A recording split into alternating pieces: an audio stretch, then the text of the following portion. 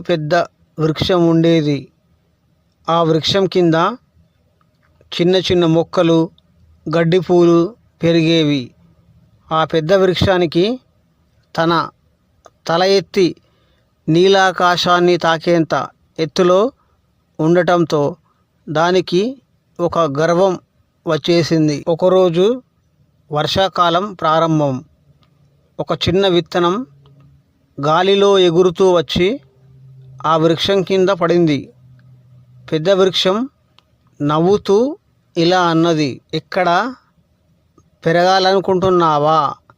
నాతో పోటీ పడతావా? నీలాంటి చిన్న విత్తనాల కోసం ఇది స్థలం కాదు అని అంటుంది ఆ పెద్ద వృక్షం. అప్పుడు ఆ విత్తనం మౌనంగా ఉంది. నేను ఎక్కడున్నా